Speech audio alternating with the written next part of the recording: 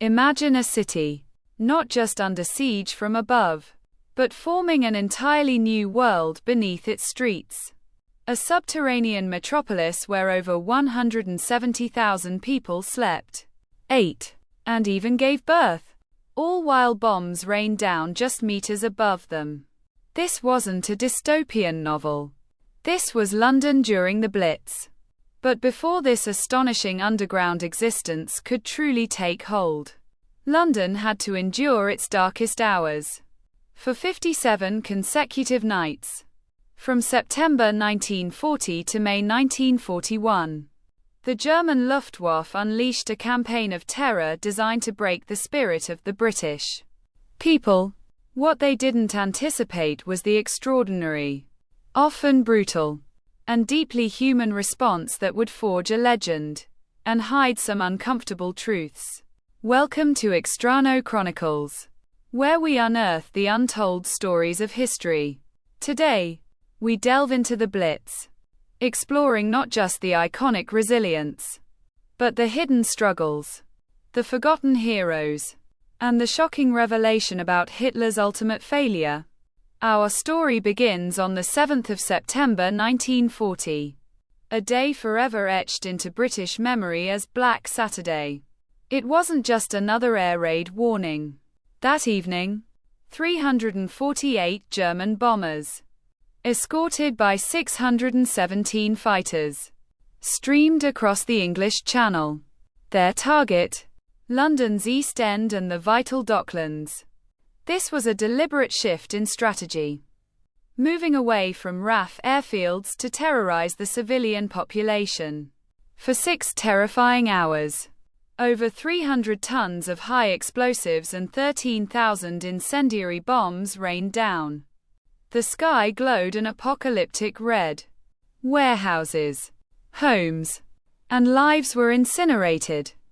The sheer scale of the devastation was unimaginable, leaving thousands dead or homeless in a single night.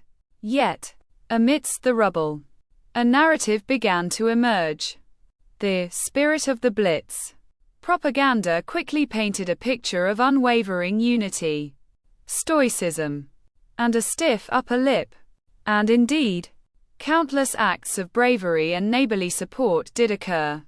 People queued for food, shared what little they had, and helped dig strangers from the debris. Prime Minister Winston Churchill, visiting bomb sites, famously declared, "We are not downhearted. We are confident. We are sure of ourselves and of our cause. And we shall not fail." But here's the crazy part. The spirit of the Blitz was a far more complex, and at times, darker reality than the myth suggests. You probably didn't know this, but alongside the camaraderie, there was significant social tension, fear, and even widespread looting. Reports from Mass Observation, a social research organization, revealed instances of people picking through bombed shops for goods, and a palpable undercurrent of panic and despair in some areas, especially the heavily hit East End. The government actively suppressed these stories, fearing they would undermine morale. The psychological toll was immense, leading to what we now understand as widespread post-traumatic stress disorder. Though it wasn't recognized as such then, people simply had to carry on. Day after day, night after night, life above ground was a constant dance with death. Families huddled in their Anderson shelters, corrugated iron half-cylinders buried in back gardens, or the more robust Morrison shelters, steel cages used inside homes. But for many, especially in the East End, these weren't enough. So, they sought refuge in the deepest, most secure places available, the London Underground stations. By September 1940, the government, initially resistant to the idea of public shelters, had to concede. The Tube became a city within a city. On peak nights, up to 177,000 people crammed into the stations. Imagine the scene. Platforms transformed into vast dormitories. Families marking out their tiny territories with chalk. There were makeshift beds, communal feeding stations, even doctors' surgeries and concert parties. Children played, lessons were taught, and friendships, and sometimes even romances, blossomed in the tunnels. It was an astonishing example of human adaptation, but also a breeding ground for disease and discomfort. Sanitation was a nightmare, and the air was thick with smoke, dust, and the smell of thousands of bodies. And then there were the unsung heroes of the Blitz, the fire watchers, ordinary citizens, often volunteers deemed too old or unfit for military service, who would patrol rooftops during raids. Their mission? To spot and extinguish incendiary bombs before they could ignite devastating fires. Armed with little more than sand buckets and stirrup pumps, they saved countless historic buildings and homes, including St. Paul's Cathedral, which famously stood defiant amidst the flames, a beacon of hope and resilience. But what about the silent victims of the Blitz? You probably haven't heard much about the animals. Before the war, the government issued advice on what to do with pets. Many were evacuated to the countryside. But tragically, hundreds of thousands, perhaps even millions, were euthanized by their owners, fearing they couldn't care for them during the bombing or that they would suffer. Charities like the RSPCA and the Blue Cross worked tirelessly, setting up animal first aid posts and temporary shelters, rescuing pets from bombed-out homes. It's a heartbreaking side of the Blitz, often overlooked, a testament to the wrenching choices people faced amidst the destruction. Certain images became iconic. The dome of St. Paul's Cathedral, silhouetted against a sky ablaze, captured by photographer Herbert Mason, became a symbol of British defiance.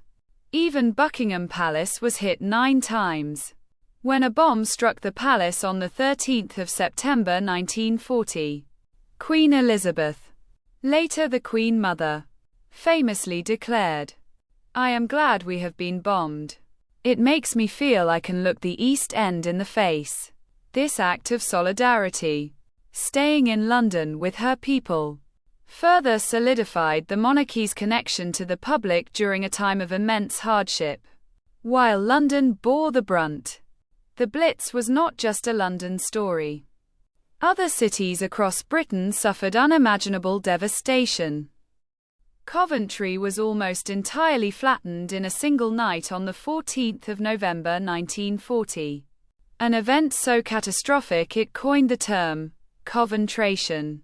Plymouth, Liverpool, Manchester, Birmingham, Sheffield, Glasgow, all experienced relentless aerial assault. Their industrial centres and civilian populations targeted. The scale of destruction and loss was truly nationwide. By May 1941, the major phase of the Blitz ended. Hitler, frustrated by his inability to break British morale, and with his attention turning towards the invasion of the Soviet Union, redirected his Luftwaffe. The bombing campaign continued sporadically throughout the war, with V weapons later causing more terror.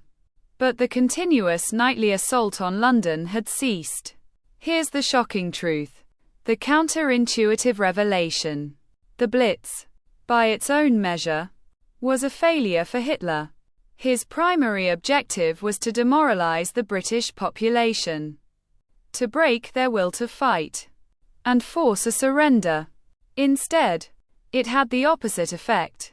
As George Orwell observed in his diary in October 1940, the bombing has probably strengthened the morale of the population.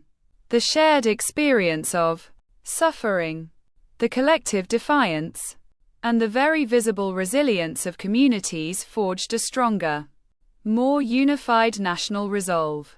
The legacy of the Blitz is complex. It's a story of terror and trauma, but also of extraordinary courage, ingenuity, and community spirit. It fundamentally reshaped British society, impacting urban planning, social welfare, and the collective memory of a generation. London's darkest hours revealed the incredible capacity of humans to endure, adapt, and ultimately, to stand defiant in the face of overwhelming adversity. If you found this journey into London's past compelling, make sure to subscribe to Extrano Chronicles for more untold history. We're always uncovering the hidden truths behind the world's most fascinating events. Hit that notification bell so you don't miss our next deep dive.